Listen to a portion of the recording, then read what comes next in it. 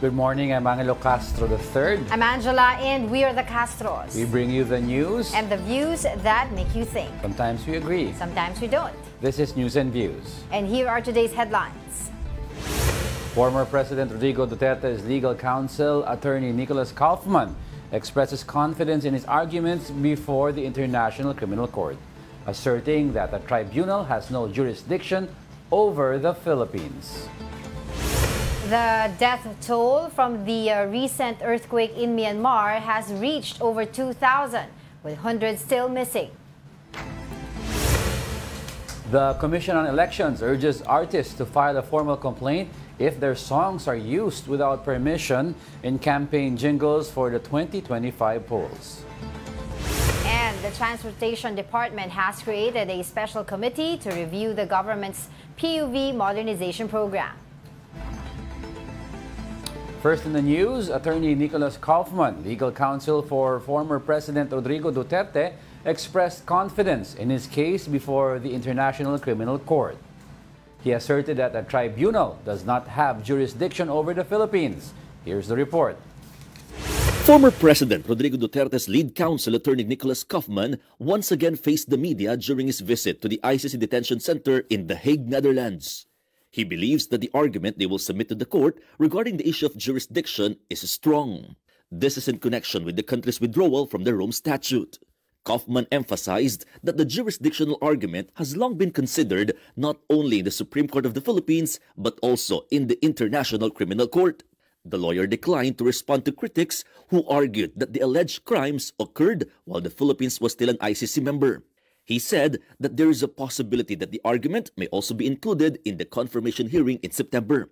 Additionally, former President Duterte himself has requested that the judicial process be respected. Have a negative impact on the proceedings if, as I said, the media or the supporters turn against the judicial process, and the judicial process must be respected. This issue is the subject of intense debate in the Philippines, but let's just put the politics on one side and the judicial process on the other side. Their team is still studying the possibility of filing a motion for the interim release of the former president, noting that this is considered a complex process. Meanwhile, Senator Robin Padilla has already returned to the Philippines. He said that former President Duterte ordered him to come home and campaign. Padilla admitted that Duterte's arrest has impacted PDP. Ito po ang partido na walang pera. Okay, kailangan po nating liwanagin. Ngayon, yung aming #1 crowd drawer, nakakulong. Para kaming inalisan ng ulo. Kasi po yung aming ulo, na nasa kanya po lahat ang katangian para dumating ang tao, wala po. Sa totoo lamang po, para po kaming manok na walang ulo na paikot-ikot.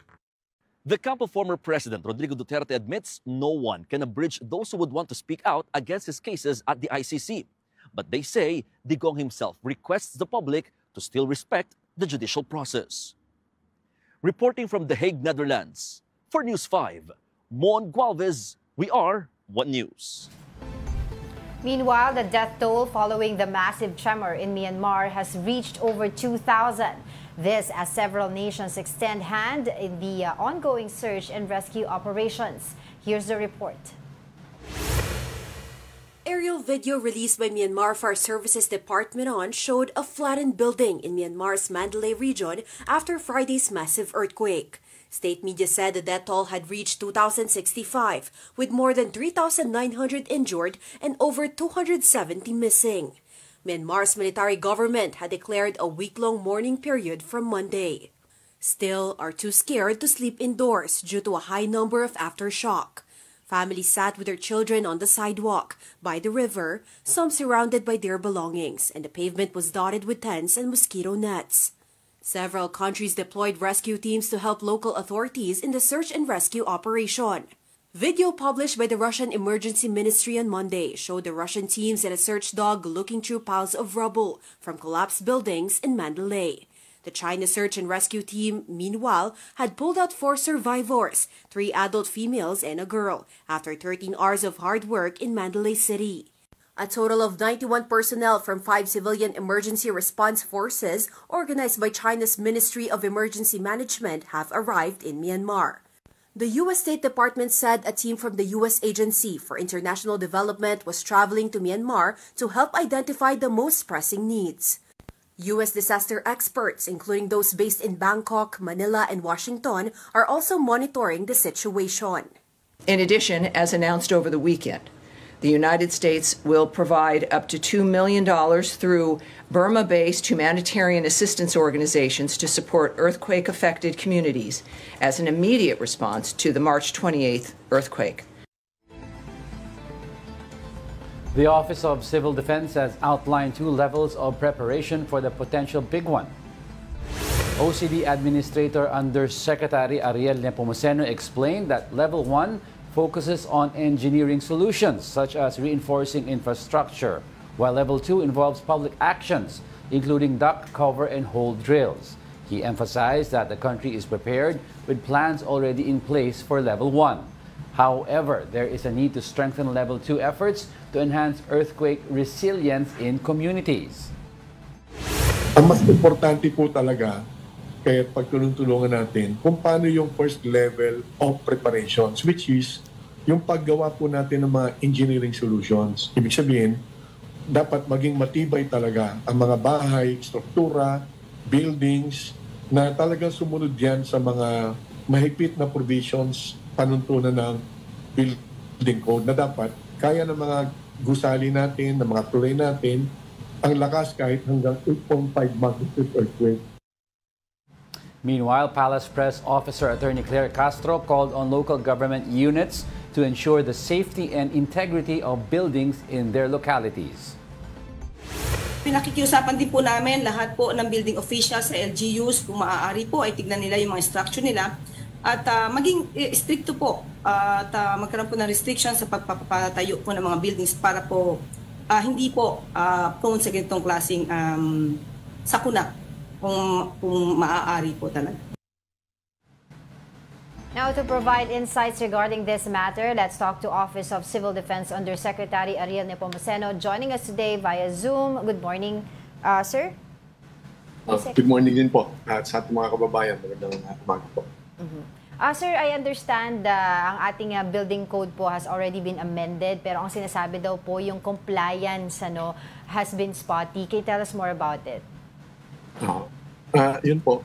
Kasi ang importante nila, yung tinatawag natin first line of defense, ay yung mga kabahayan, mga buildings, kasama na yung mga infrastructure natin, dapat matibayan. Sumunod dun sa safety provisions of the building code. Ngayon, pag tinignan naman natin yung mga plano, maganda nga yung plano, dapat kasabay din, maganda rin yung mga gagamiting materials, huwag substandard. At kapag nasunod naman din po yan, maganda po yung plano, maganda yung materials, importante rin, dapat wala sila doon sa mga tinatawag na landslide prone areas, liquefaction prone areas, upang masigurado na iligtas yung ating mga kababayan. Dahil kahit anong ganda, no matter how much we do or perfect, the duct cover and hole drill or the collective memory that we're trying to achieve for everyone, if you will be inside a inside a structure that will collapse, doon po tayo matatabunan, doon po tayo malilibing. Kaya importante talaga yung napakahigpit, hindi case-to-case basis, dapat 100% compliance ang kailangan po natin pagdating sa pagsunod sa building code. Kasi sa building code sa ngayon, dapat 8.5 magnitude earthquake kayanin. Matatag po yung ating struktura.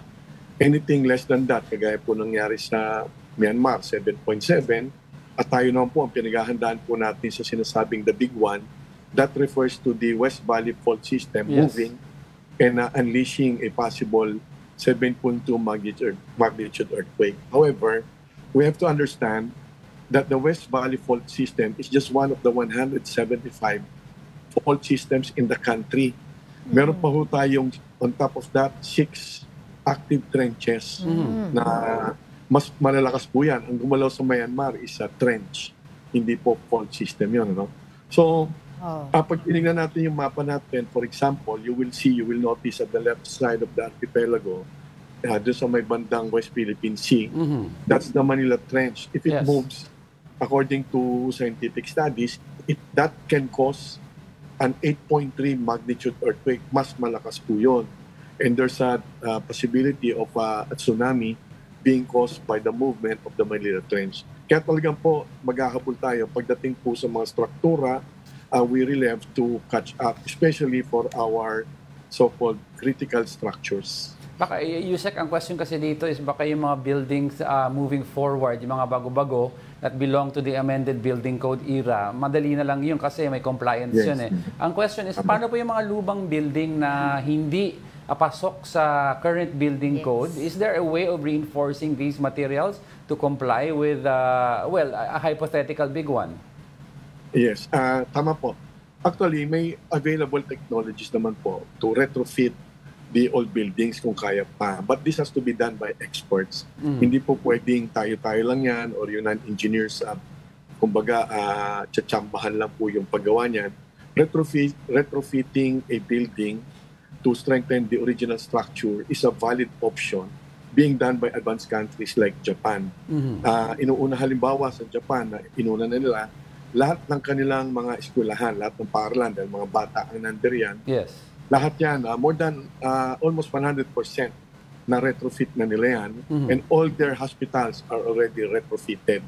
These are old structures that have been strengthened by retrofitting. Ganun din po yung pwede natin gawin sa mga luma nating struktura. Kaya lang, yung mga struktura na talagang in the first place, talagang delikado, yun po ay hindi naman din ganun kadali na lumipat sila ng bahay. Pero ang importante, alam din naman nila kung sinorkat nila yung pag-apply ng building permit, occupancy permit yan. No?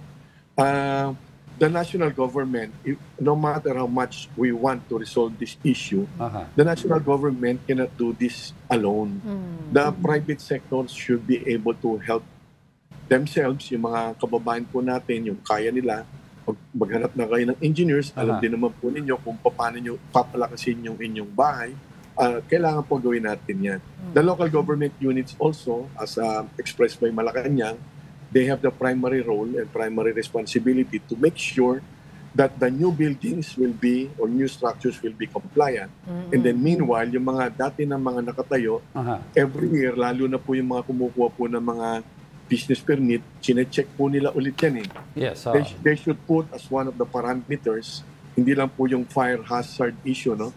Dapat yung earthquake issue rin, isama po yan sa ini-inspect ng mga inspectors ng City Hall. Yusek, ang isang question kasi dito yung in MRT, LRT structures, flyovers, pati yung underpass natin na medyong luma na rin, no? Ano yung, are they resilient against a possible big one? We have given the instructions, and we have requested also other agencies to immediately conduct the structural integrity audit of the buildings and structures within their areas of jurisdiction. Halimbawa sa DPWH, ginagawa naman po nila yan periodically. Ano? However, given what happened with Myanmar, this is an eye-opener. This is a huge red flag for everyone that we have to fast-track some more the structural integrity audit that everyone is doing. Again, kasama rin dapat yung local government units at yung mga nasa private sector, private developers, private property owners, sabayan na po natin ito. And actually, we are really earnestly hoping na hindi ito yung typical, alam niyo yung sinasabi nating ningas kugon. Ngayon, importante itong topic na to. But after 2 months, baka makalimutan naman. So we also need the help of media for this. Exactly. O nga. In addition, also po, Yusek, what role po does the DPWH play in ensuring po yung standards that you have mentioned earlier, as well as the local government units? Ang DPWH po, sila po yung pangunahin pagdating po sa mga ating national infrastructure, yung mga highways, roads, even yung mga bridges na malalaki, lalo na, no? They have the responsibility to make sure that the design is compliant and the materials that will be used will be compliant, plus the execution of the design will have to be properly done. Dapat yung tatlo na yun, sabay-sabay. Hindi po pwedeng maganda yung design, pangit naman yung materials, or pangit naman yung implementation. So that's the role and the responsibility of DPWH. Ginagawa naman po nila yan, but our request is for them to probably if meron pa, level up the standard of their diligence to make sure that this will really happen dahil buhay ang pinag-uusapan natin.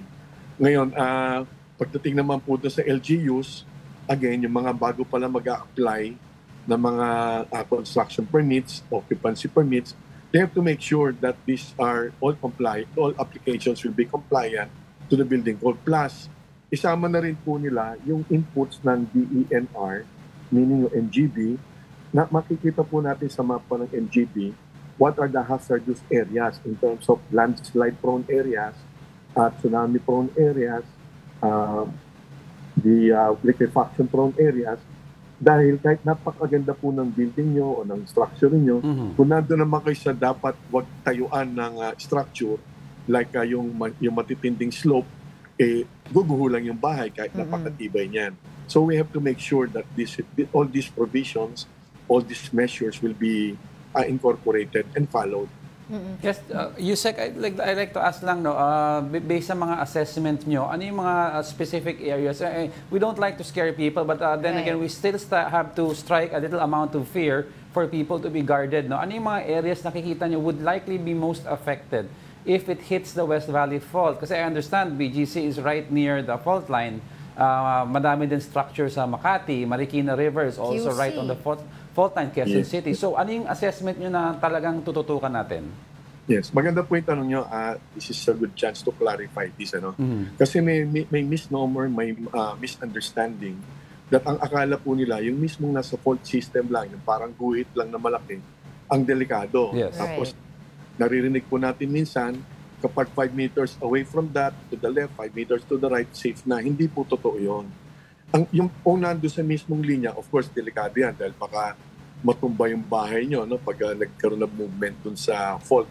Ang mangyayari po kasi, pag gumalaw yung fault, in the first place, the fault system or fault line, nagsisimula yan simula sa parte ng Bulacan, nadadamay ng konti ang ilang bahagi sa Pampanga, Tarlac, pero Bulacan, ang pinakamin, papuntang Metro Manila, bababayan ng Laguna, apektado rin ang ilang parte ng Cavite. Ngayon, pag gumalaw po yan, hindi lang po yan yung mga areas na delikado. Kasi pag gumalaw po talaga yan, halos napakalaking lugar sa Luzon ang gagalaw. Opo, remember, itong Myanmar, nandun po ang fault system nila, ang tranche na gumalaw. So, balit hanggang Thailand ang tinamaan. Yes. So, nangyayari din sa atin noong 1990, yung sa Nueva Ecija ang epicenter. Pero ang pinaka-heavily damaged community or city was Baguio. Baguio City. Nakita natin yung Haya. So, kailangan, in other words, dahil marami rin tayong fault systems, I mentioned that's 175 fault systems plus 6 tranches na active. Buong bansa dapat maghanda. Wag po tayong mag-relax. Una-una, maaaring nandun ka, taga-Palawan ka, bumisita ka naman sa Metro Manila. So, the muscle memory, the skills, the knowledge should be done seriously by everyone. Huwag na nilang isipin na safe. Better, it is actually safe to think that there's no quote-unquote really a safe place that you can run to. Kailangan po talaga lahat tayo. Parang panic, ganun po talaga. This is science. Hindi po tayo nananakot, but the possibility is always a threat. Ang lindol, hindi po nagpapaalam ang lindol. Biglaan po yan. Yusek, having said that, is there a coordinated communication plan ang OCD in place during and after an earthquake to inform the public po? Yes. Ganito po. The plans are there. Kompleto po yan. From the AFP, Uniform Services, from the PNP, Coast Guard, the ALG, yung Oplan Yakal, Oplan na Ligtas. Every 3 months, nire-review namin yan, including the systems on how to communicate during and especially after the earthquake. In place po yan, including the equipment, including the skilled rescue workers. But as I mentioned, this capability forms part doon sa reaction component lang. Yung level 2 lang ito including yung duck cover and hold. Kaya lang, binabalik ko nga, importante yung level 1, which is the first line of defense, engineering solutions, then right locations, right materials, and discipline to really strictly follow the provisions, safety provisions of the building code. Ngayon, pagdating dyan sa system po natin, the national government, I clarify, the national government is ready for this. Kaya lang, importante ho ito, hindi natin invento yan. Ano ba yung scenario? Based on the study done in 2004 by JICA and PBOLS, that's 20 years ago, ha? Napakalayo na, marami ng population tayo ngayon, mas marami na tayong mga structures. On that, the big one scenario done by them, science po yan, ang projection is at least 30,000 up to 50,000 will immediately die. Mabigat po yun. So kahit gaano pong kahanda ang ating pamahalaan, this will be an overwhelming scenario. Structures will collapse, 2 million structures will be heavily affected, 160,000 plus will be seriously injured, delikado rin silang mamatay, 46 million people will be displaced, chaos will happen, simultaneous fires, sabay-sabay na sunog, magulo po yan. So nandiyan po yung mga plano natin, may mga probinsya po na tutulong sa Metro Manila, may mga assignment na po yan, pinapractice natin yan. Kaya lang, reaction po yan. Kaya dapat talaga, doon tayo sa level 1 natin, pagbutihin natin yung engineering solutions. Kasi po, hindi po kayang tanggapin ng Office of Civil Defense at ng kabuuan siguro ng ating pamahalaan na kapag ang assumption is 30 to 50,000 will die, hindi po katanggap-tanggap yun. Totoo. Dapat magabol tayo na less than or dapat minimal ang ating projected casualty. Yusek, of course, you want to prepare, but given if this happens, no, we understand naman that a lot of communication lines will be taken down. Ano yung matitirang lines, ways of communication for us regular folk that we can invest in? Are we looking at sat phones or the old school radios? Tama po. Sorry, hindi ko nasagot ng direct pa yan. Meron dapat redundancies. Ang ginagawa po namin sa pamahalaan, hindi lang naman po ang Office of Civil Defense. There are 41 agencies in the NDRRMC. OCD is just one of the 41 agencies. So yung mga nasa response cluster, yung matutugon kapag nagkaroon ng malakas na lindol, meron pong redundancies yung ating communication systems. Meaning, of course, cellphones muna, the usual traditional landlines, satellite phones, at of course, tama po kayo, pabalik po tayo, ready po yung ating mga UHF, VHF radio system. Always dependable po yan. Okay. Then may target tayo kapag nangyari yan, dapat immediately ma-link up yung ating mga satellite systems upang makapagbigay po ng mga information. But the radio systems, nakaset up po yan. Okay. Yusek, can you enlighten us with the system in terms po yung checking yung mga buildings natin ngayon kung sila ay nagko-comply? Kasi sabi nyo nga po, mas importante talaga at level 1, prepared tayo, talagang handang-handa tayo. So, kasama po ba ang OCD doon sa mga nag-i-inspect ng mga buildings natin, all the new infrastructure na to make sure they comply with the building code? Ang OCD po, wala po yan sa aming mandate talaga. Yeah.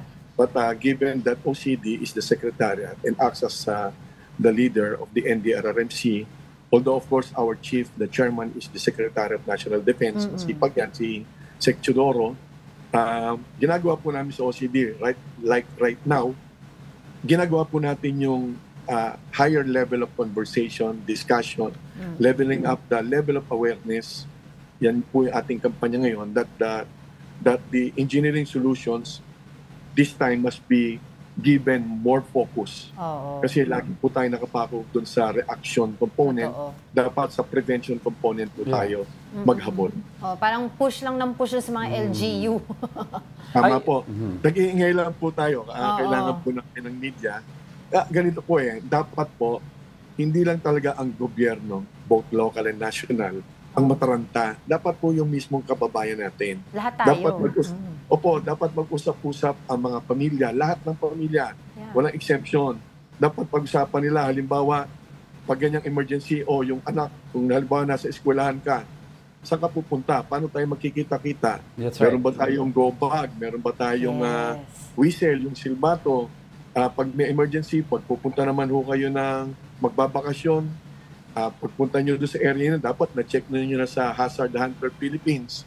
Puntaan po nila yan, yung hazardhunter.ph, yung mismong bahay ninyo, makikita nyo how far or how near you are with the dangerous areas. Puntaan nyo lang po yun. That's an app developed by MGB of the DNR. Maganda yan. Eksaktong address ninyo, O kung saan kayo magbabakasyon, i-check nyo na muna dyan. Baka naman yan, landslide prone area. At least aware po tayo. Pero Yusek, is there an updated yung plan? I think kasi before there was a zone areas where you can run to after the earthquake. It was divided, the metro was divided. I don't remember if it's 3 or 4 zones. Yeah, 4 quadrants. 4 quadrants. 4 quadrants. Ang question ko dito, Yusek, is if the big one happens, how many aftershocks do we expect usually? And how long after the main quake are we safe to run to these quadrants? No. Yung ilang aftershocks, mahirap pong sagutin yun. No? Kagaya na nangyari sa Myanmar, 7.7 ang magnitude. Pero aftershock niya, napakalakas din, 6.5 no, yung recorded aftershock. So, ganito po, pagka nagkalindol kasi, the objective is, nagkakaroon din ng confusion dito. The objective is, huwag kayong tamaan kagad in the first 1 to 3 minutes, halimbawa, the first few minutes, huwag tamaan yung ulo nyo, yung leg niyo ng mga matatalim na bagay galing sa kisame. Kaya po natin itinuturo yung duck, cover, and hold upang maproteksyon na nila yung ulo at yung kanilang leeg. Dahil pag nagduguyan ng todo, yung first few minutes hanggang 3 minutes, according to medical studies, pwede kayong mahilo o mawala ng malay. Ang objective, paano kayo makakatakbo o makakalakad ng napakabilis papunta sa open space.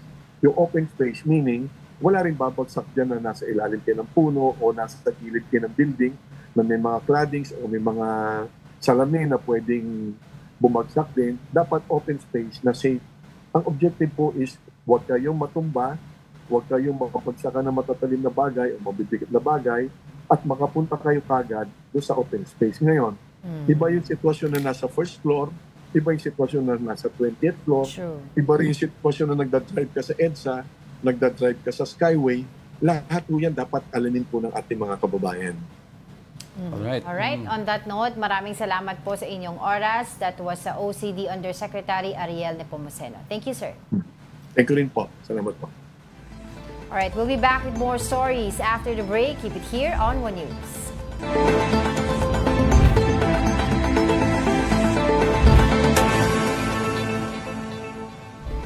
Good morning. You're still watching News and Views here on One News. The Transportation Department has announced the creation of a special review for committee for the PUV modernization program. This aims to address issues raised by various transport groups. Here's a report. Transportation Secretary Vince Dizon met with Manibela Chairman Mark Valbuena following their strike last week. The meeting focused on issues surrounding the implementation of the Public Transport Modernization Program. Marami silang mga nakita at naranasan na pagkukulang at mga problema sa modernization program. At yon ay in-acknowledge natin. No? Inaamin natin na kahit tayo, marami tayong nakitang mga problema. Dizon also issued an order to form a committee tasked with reviewing concerns and policies related to the PTMP. The committee will be led by Undersecretary for Road Transport and Non-Infrastructure Ramon Reyes. It will also include other officials such as Undersecretary Steve Pastor, Assistant Secretary Jojo Reyes, LTO Chief Vigor Mendoza, and the new head of the Office of Transportation Cooperatives, former Cainta Mayor Mon Ilagan.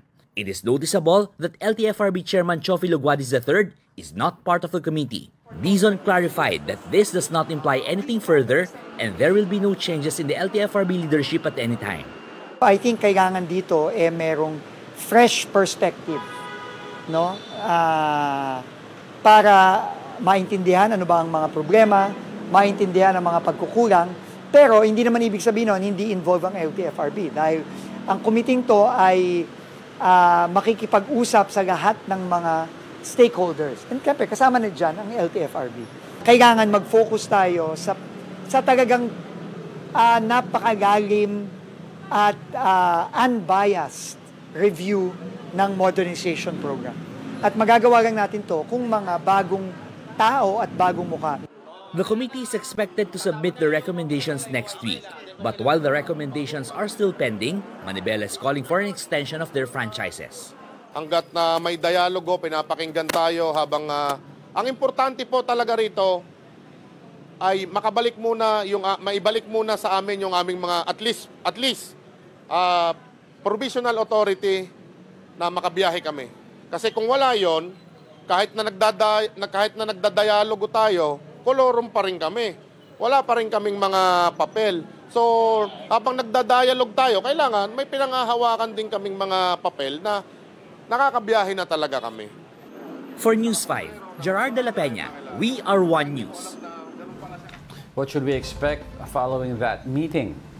To answer that, we have Manibela President Mar Valbuena joining us on the line. Good morning po, sir. Thanks for joining us today. Good morning, Ma'am Angela, and good morning, Sir Angelo. Sir, your reaction Good morning po sa lahat. Opo, reaction po muna dito po sa ginawang committee ng ating Transportation Secretary para po matugunan po yung iba pong inyong hinaing tungkol nga po dito sa modernization program. At hindi po kasama dito sa committee na ito ang LTFRB officials. Opo, unang-una po nagpapasalamat tayo kay DOTR Secretary Vince Dizon dahil nga po yung panawagan natin ng kasagsagan po ng transport strike na kung re-review ulit yung PUBMP, dapat hindi muna kasama ang yung mga dati na nagbalangkas nito dahil nga po ang naging problema ay ginawa nila ito ng mga kasinungalingang datos. So paano pa po natin pagtitiwalaan yung mga dating na nagpapatupad nito, kaya yung pagpapalit ng mga representative para mag-review nito ay malaking bagay po para sa atin at pinagpapasalamat po natin. Okay, Sir Mar, no, based sa nagkita kayo ni Secretary Vince Dizon, ano po ang napag-usapan niyo if ever meron man lang? Sinigurado po niya sa atin na lahat tayo ay makakabalik sa biyahe. Pero ganun pa man ay i-recommenda pa ito sa ating Pangulong BBM dahil nga po yung mga nakaraang administrasyon ng DOTR ay ba ang ipinarating sa ating Pangulo. So ngayon, nakakakita tayo ng transparency doon sa kanyang pamumuno. Pero hanggat walang black and white na pinangahawakan tayo upang makabiyahe kami, ay nananatili tayong nakahang. Ano so maasa po tayo na sa lalong madaling panahon ay makabalik na kami ng legal sa aming hanap po. Ano po yung pinaka-basic na hinihingi ng grupo nyo para tanggapin po ang modernization program? Na ma-extend yung ating mga prangkisa or at the very least ay yung extension ng ating mga provisional authority at least 2 years habang tayo ay nagdadialogo. Kasi kung puro dialogo at kami ay naka-standby pa yung aming mga sasakyan hindi makabiyahe, so wala pong mangyayaring pag-uusap na maayos kapag po ganun ang pinatupad nila.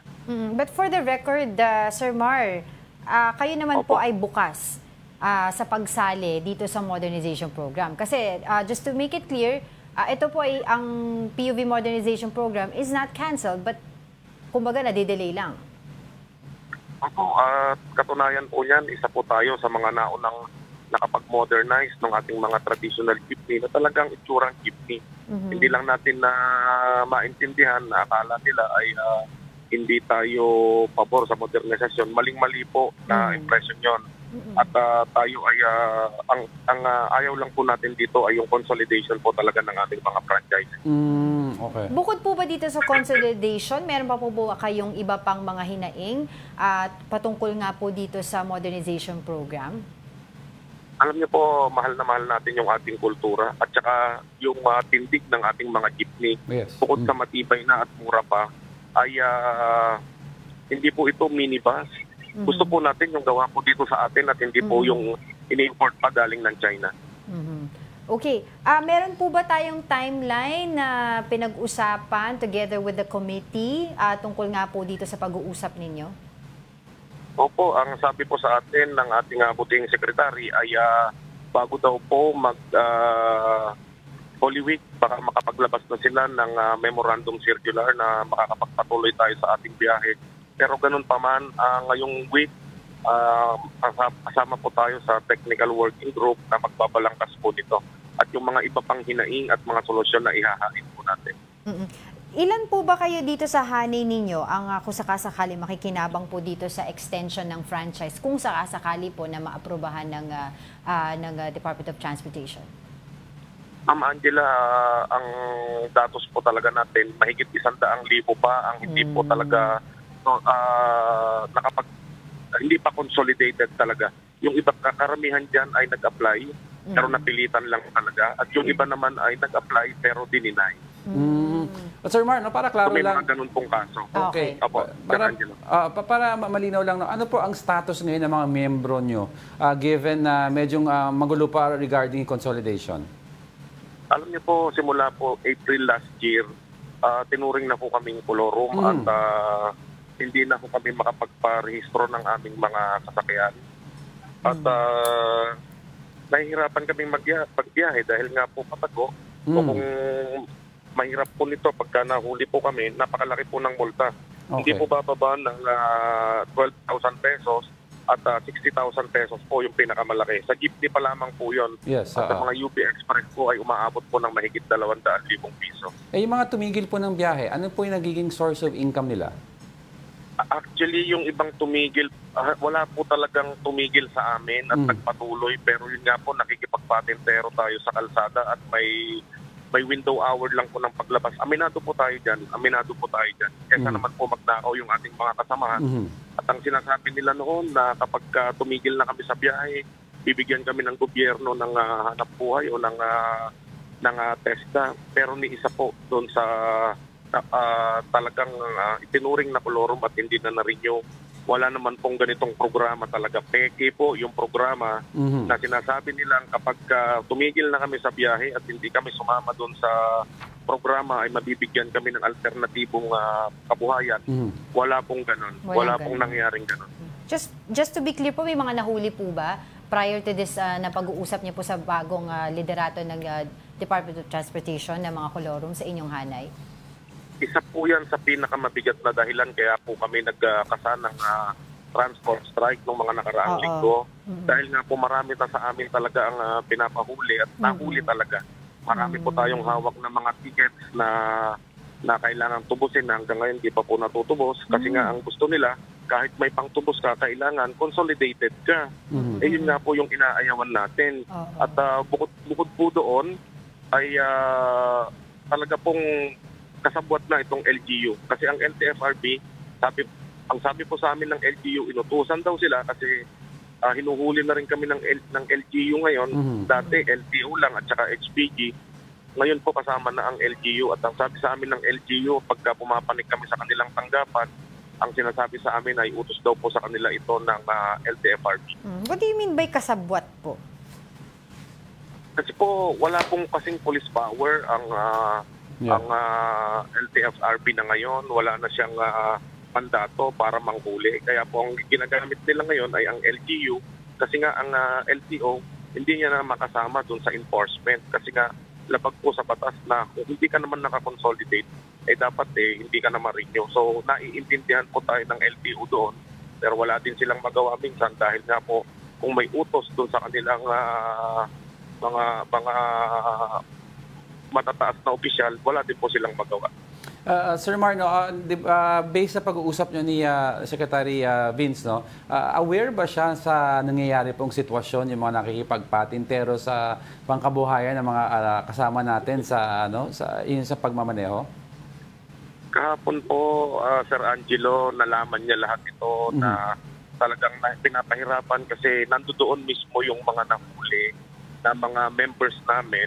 At ang sinasabi nga daw ng LTO yata sa kanila dahil daw sa JAW, kahit po nandyan yung JAW, kung meron po kaming provisional authority o mga prangkisa, hindi po kami huhulihin do sa ganong klase ng violation na kolorum kami.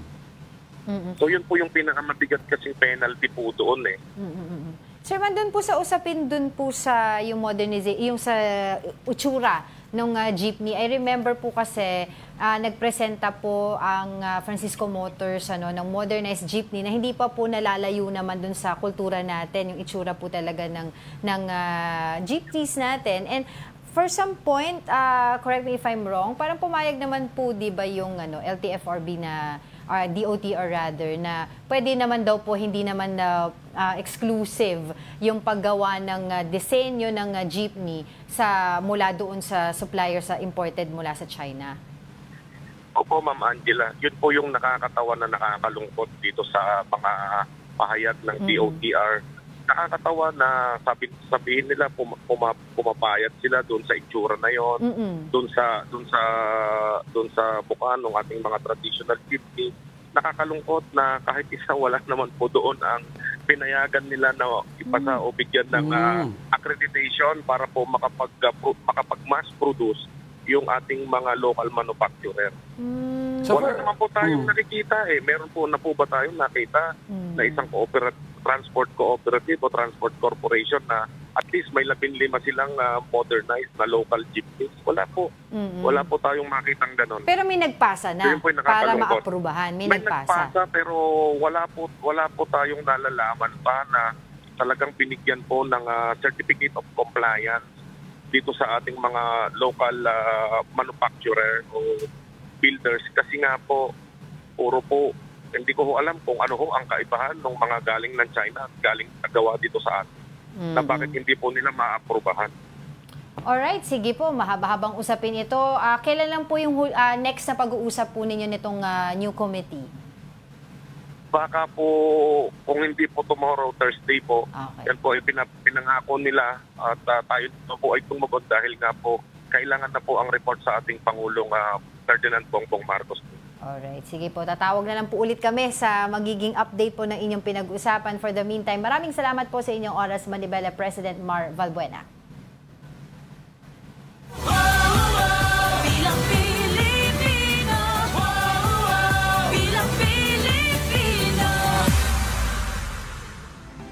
The Commission on Elections is urging artists to file formal complaints if their songs are used in campaign jingles without permission.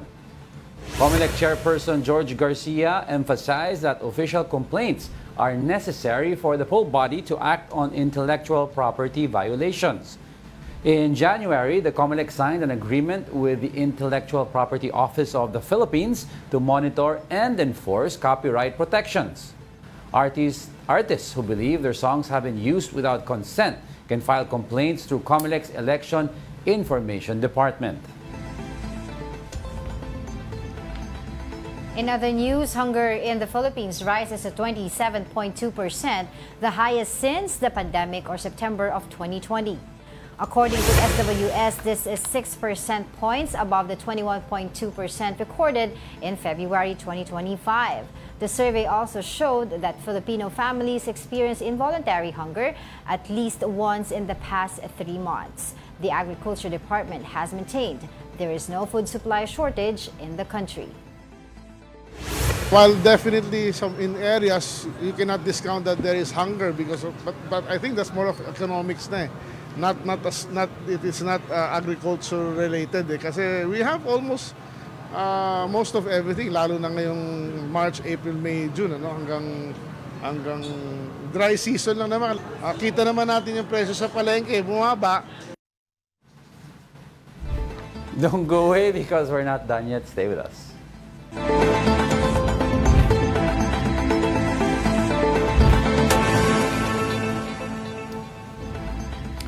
Welcome back. You're still watching News and Views here on One News. One of the victims in the Antipolo road rage shooting has died. The person had to be confined in an intensive care unit after being shot in the head.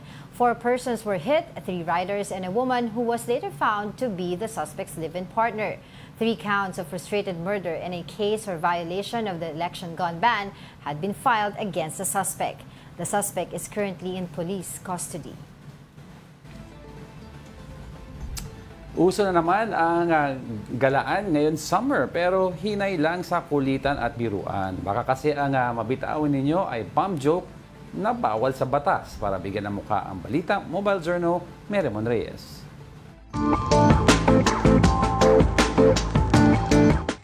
Natural na palabiro ang mga Pilipino.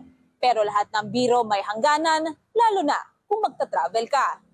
Naabala ang mapayapang paglapag ng isang eroplano sa Bohol Panglao International Airport noong March 22. 2 pasahero kasi ang nagbirong may bomba sa kanilang bagahe. Ayon sa Civil Aviation Authority of the Philippines, agad na ininspeksyon ang aircraft cabin at mga bagahe. Buti na lang, walang nakitang pampasabog. Pero hinuli pa rin ang 2 nagbiro tungkol dyan. Lalo't ipinagbabawal ang bomb jokes lalo sa mga pampublikong transportasyon.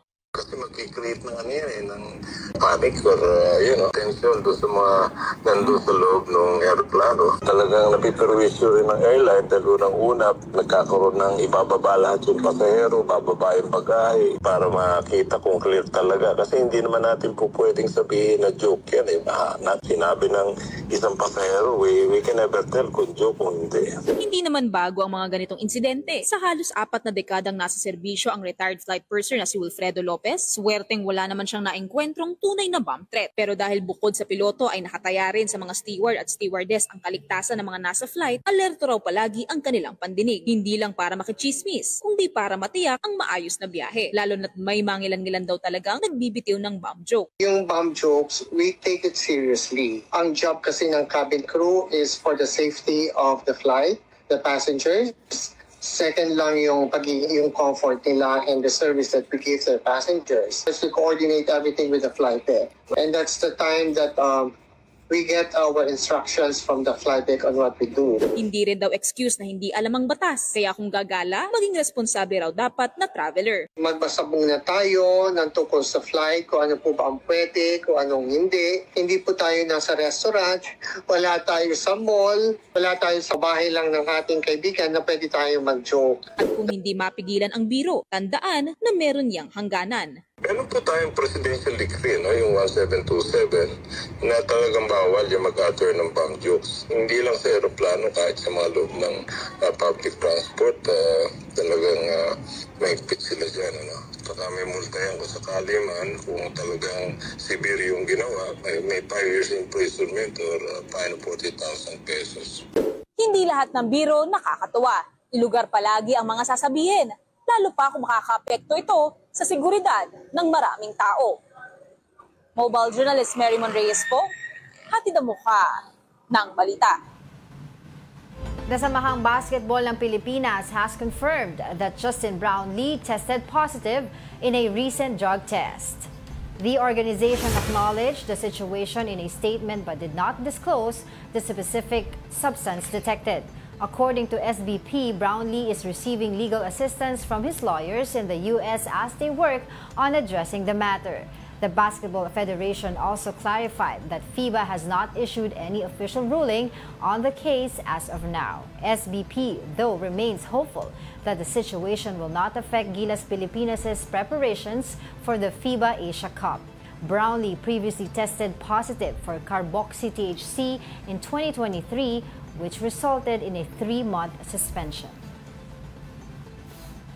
Naku. Bakit kaya? Kasi may mga, alam mo, may mga sports drinks din na, yes, mga energy drinks. Not only the energy, but there are yung athletes sa specific drinks na sometimes the companies don't declare it, they lace it with these substances. Kasi ang feeling mo pag ininom mo, atleta ka, wow, na-enhance yung performance ko legally, di ba? Yung pala, may small amount of traces. Na na-detect pagka nagda-drug test. Oo. Anything that enhances performance kasi, even in the slightest, that gives you an undue advantage over other athletes, bawal yun. Of course. Oo, bawal yun. So, siguro... But this is the second time. Ito siguro si Justin, he drank a drink or a supplement na mayroon nun. Oo, dun sa previous na na-detect sa kanya ng 2023, di ba sabi nila kasi parang he was on pain meds from because he just recovered from, I think it was an ankle or foot operation. Kakagaling lang yan ng surgery and he was on several medications and supplements para ipabilis ang recovery niya at pati yung stamina niya in time for yung mga games. Oo. Pero yun nga, wala pang ruling. Pero hindi niya ma-determine kasi which of the supplements or baka yung na-take niya at that time, that would have compromised it. Oo. But this is not the good news for him. It's not good news, but pero hopefully, mukhang in control naman, as long as naman yung drugs na hindi lumabas ay yung talaga yung tinatawag nilang yung trifecta na pag ito ang nag-positive sa'yo, wala ka na. Yung cocaine, shabu, marijuana. But yung mga ibang enhancement drugs like that, sometimes kasi pinapayagan yan if hindi mo alam when you took it. Kasi mali mo, nasa supplement yan eh. Diba? Hindi mo maalam eh. Kasi these supplements are designed for, not for pros but yung mga aspiring athletes na wala pa sa kondisyon. So to get them there, they take that. Yun ang problema, diba? So let's see. Abangan natin yung magiging result ng kanyang Justin is very important to the Gilas Filipinas program. Oh, but today is a special day for our fellow Muslim brothers and sisters. Yes, today, that's why holiday. Lahat po ng eskwelahan, tsaka mga government offices, at tsaka mga offices, as a whole, wala pong pasok. Kasi this is the end of their Ramadan.